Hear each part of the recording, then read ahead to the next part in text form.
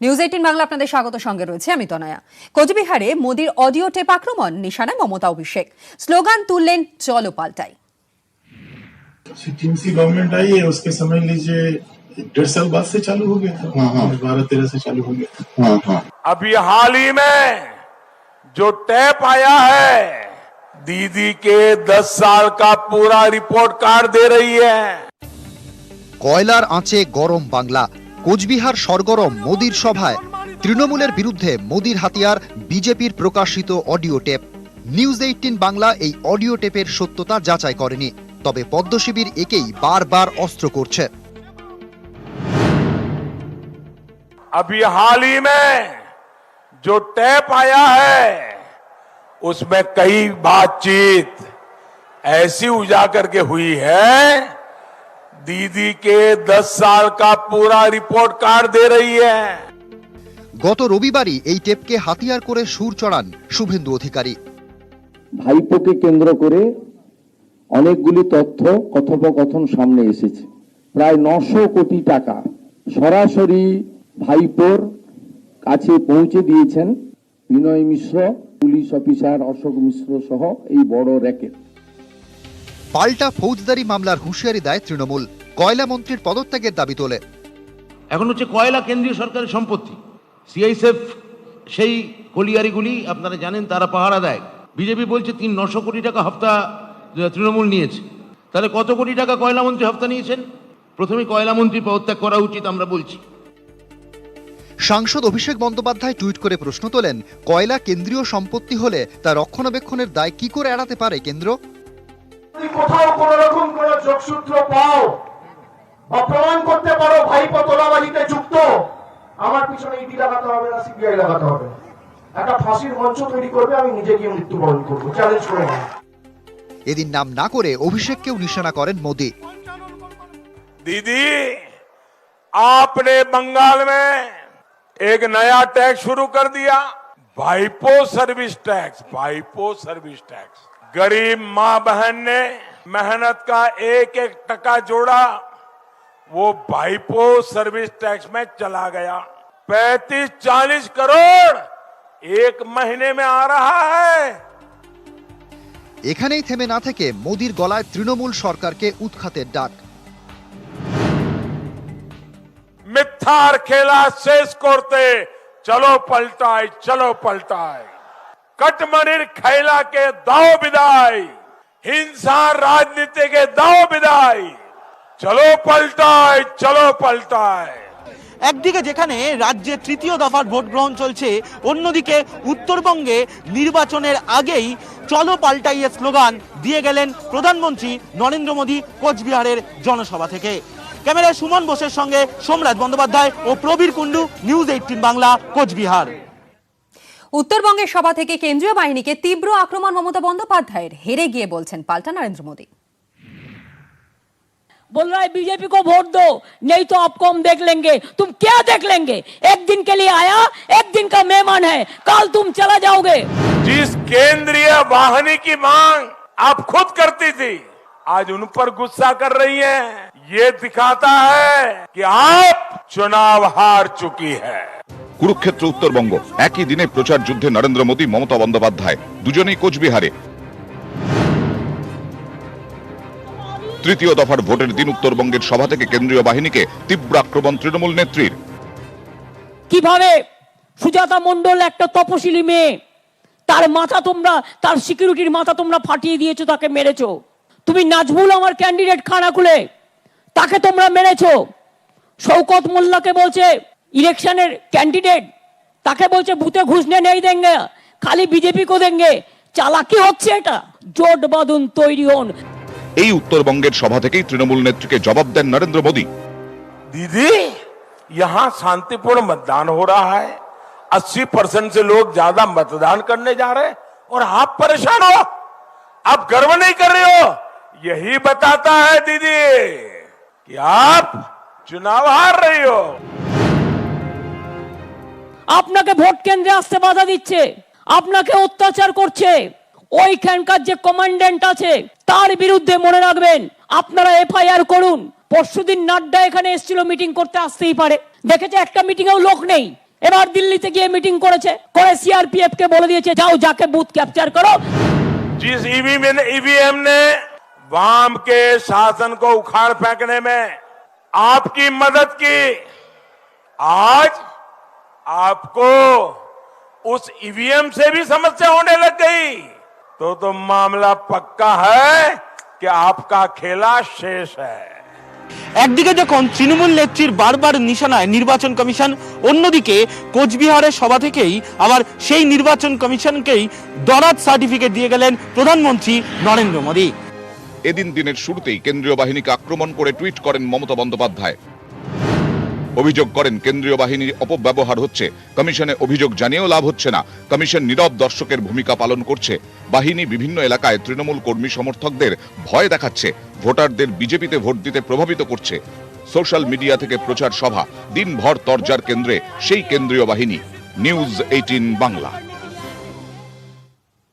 মুসলিম সমর্থন হারিয়েছেন, তাই প্রচারে মুসলিম ভোট একজোট করবার মিনতি করছেন মমতা। কটাক্ষ করেছেন নরেন্দ্র মোদী, বঙ্গযুদ্ধে এবার ধর্মযুদ্ধ। আমি বিশ্বাস করি বাংলার সংখ্যালঘু ভোট কোনোভাবেই ভাগ হবে না এবং বাংলার সংখ্যালঘু ভোট একসাথে একটাই পার্টিতে পড়বে, সেটা হচ্ছে তৃণমূল কংগ্রেস। आपकी जो ताकत आप मानती थी, वो मुस्लिम वोट बैंक भी आपके हाथ से निकल गया है। ভোটের প্রচারে সংখ্যালঘু ভোটের মেরুকরণ করছেন মমতা। কমিশনে নালিশ ঠুকেছে বিজেপি। এর 24 ঘন্টার মধ্যেই বাংলায় মোদী। সংখ্যালঘু ভোটের কথা টেনেই তিনি দাবি করলেন তৃণমূল হারছে। आपको पब्लिकली ऐसा कहना पड़ रहा है, इसी से पता चलता है कि आप इलेक्शन हार गई है। अगर हमने कहा होता कि सारे हिंदू एकजुट हो जाओ, बीजेपी को वोट दो, तो दीदी ये इलेक्शन कमीशन हमें 8-10 नोटिस भेज देता। मुझे पता नहीं है कि आपको चुनाव आयोग ने नोटिस भेजा है या नहीं, और आप पब्लिकली उनको कह रही हो मुसलमानों एक हो जाओ, मुसलमानों एक हो जाओ, मुसलमानों एक हो जाओ, मुझे बचाओ, मुझे बचाओ, मुझे बचाओ, ये दीदी बोल रही है। কমিশনে চিঠি দিয়ে মমতার বিরুদ্ধে এফআইআর এর দাবি তুলেছে বিজেপি। তৃতীয় দফার ভোটের দিন মোদিও তুললেন সেই প্রসঙ্গ। दिल्ली में इतना अहंकार हो गया है कि वो बंगाल के हमारे वोटर भाई बहनों को अपनी जागीर समझने लगी है। दीदी ने बंगाल की जनता के लिए ही कहा था, जे गोरु दूध दाए तार लातियों खेते हो। 21-এর ভোটে প্রথম থেকেই উঠছে 30 আর 70-এর হিসেব। মঙ্গলের জোড়া প্রচার সভা থেকে সেই হিসেবেই নতুন যোগ বিয়োগ যুক্ত করলেন নরেন্দ্র মোদী। নিউজ 18 বাংলা। তৃতীয় দফা নির্বাচনে বিক্ষিপ্ত অশান্তির খবর আপনাদেরকে দেখিয়েছি এবং এই মুহূর্তে যেই খবর আমরা পাচ্ছি, শাহনাজ হোসেনকে লক্ষ্য করে ইট ছোড়া হলো। উত্তর হাওড়ায় প্রচারে বিজেপি নেতা শাহনাজ হোসেন বিজেপির রোড শো চলাকালীনই এই ইট ছোড়ার অভিযোগ ওঠে তৃণমূলের বিরুদ্ধে। দেখুন কি ঘটেছিল।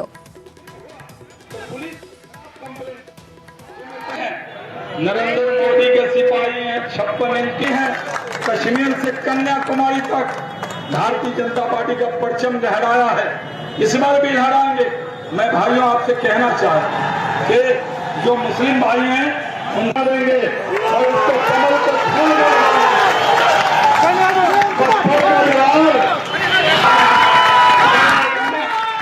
और ये पुलिस मुकदमा चलाया, अगर उन पर एफआईआर नहीं हुआ तो ये पत्थर को हम फूल बना देंगे और उसको कमल को फूल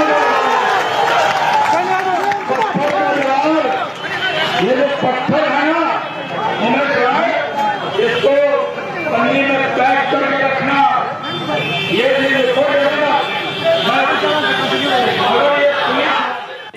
এই বিষয়ে আমরা আরো বিস্তারিত জানবো। দেবাশিস আমাদের সঙ্গে এই মুহূর্তে টেলিফোন লাইনে রয়েছে। দেবাশিস, ঠিক কিভাবে এই ঘটনা এবং ঘটনার বিস্তারিত আমাদের সামনে তুলে ধরো।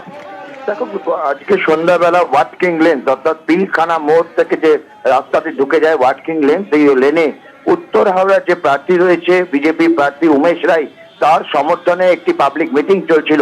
সেই মিটিং এই ভাষণ দিচ্ছিলেন শাহনাজ হোসেন। হঠাৎ করেই বক্তৃতা দেওয়ার সময় মাঝখানে পরপর দুটি পাথর তাকে ছোড়া হয়।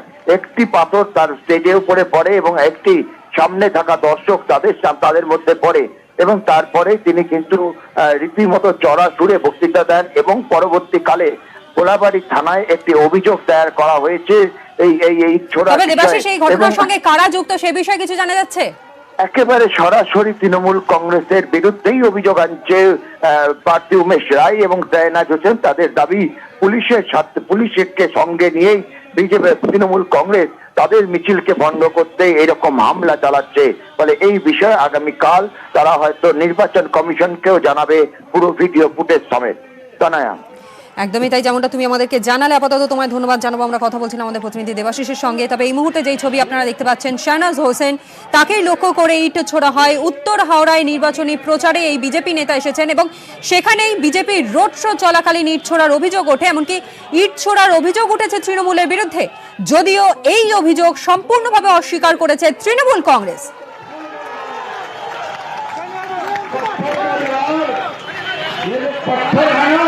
ये पत्थर को हम फूल बना देंगे और उसको कमल को फूल ये जो पत्थर है ना, उमेश राय, इसको पन्नी में पैक करके रखना। ये रिकॉर्ड रखना।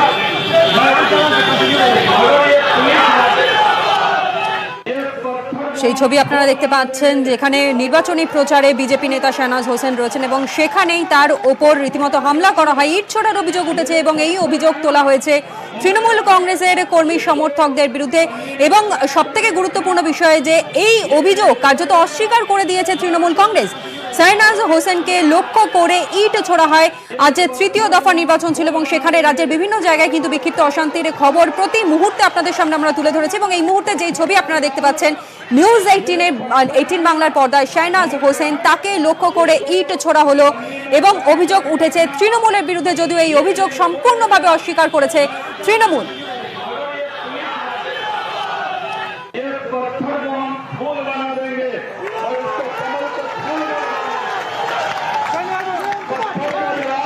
শাহনাজ হোসেন তিনি আজ উত্তর হাওড়ায় প্রচারে এসেছেন, বিজেপি প্রার্থীর হয়ে প্রচারে তিনি, এবং সেখানেই ঘটেছে এই ঘটনা। যেই ছবি এই মুহূর্তে আপনারা দেখতে পাচ্ছেন, শাহনাজ হোসেনকে লক্ষ্য করে ইট ছোড়া হয়। তৃণমূলের বিরুদ্ধে এই হামলার অভিযোগ আনা হয়েছে, যদিও এই অভিযোগ সম্পূর্ণভাবে অস্বীকার করেছে তৃণমূল।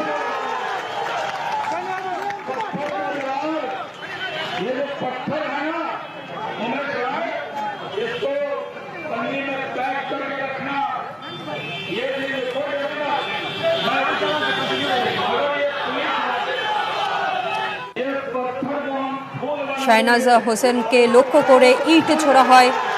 তৃণমূল অভিযোগ সম্পূর্ণভাবে অস্বীকার করে দিয়েছে। নির্বাচনী প্রচারে তিনি এসেছেন উত্তর হাওড়ায় এবং সেখানে বিজেপি প্রার্থী মুহূর্তে আপনারা নিউজ 18 বাংলায় দেখতে পাচ্ছেন। নির্বাচনী প্রচার চলাকালীনই ইট ছোড়া হয় শাহনাজ হোসেনকে লক্ষ্য করে।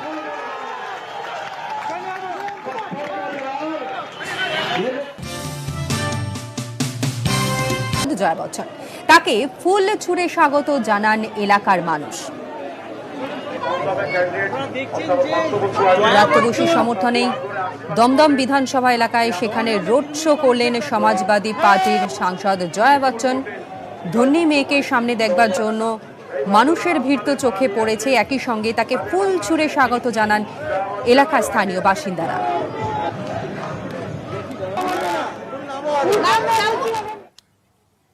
অন্যদিকে ঢাকঢোল বাজিয়ে মিছিল করে মনোনয়নপত্র জমা দিলেন রুদ্রনীল ঘোষ। ভবানীপুরের আশুতোষ মুখোপাধ্যায় হলের সামনে থেকে মিছিল করে মনোনয়ন জমা দিতে যান বিজেপি প্রার্থী দীনেশ ত্রিবেদী এবং বাবুল সুপ্রিয় এদিন ছিলেন তারই সঙ্গে।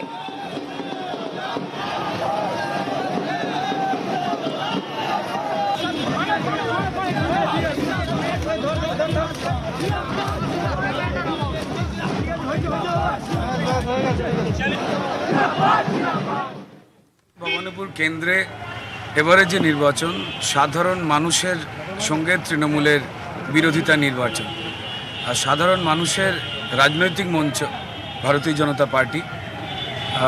সুতরাং যা লড়াই তা মানুষ লড়ছেন প্রত্যেক মুহূর্তে, প্রতিনিয়ত ধুমকি হুমকি আমাকে মানুষের সঙ্গে জনসংযোগ করতে দিয়ে যত বাধাই তৈরি করছে তৃণমূল, আমি এইটুকু বলতে পারি যে তোমরা যত মারবে মানুষ তত জাগবে।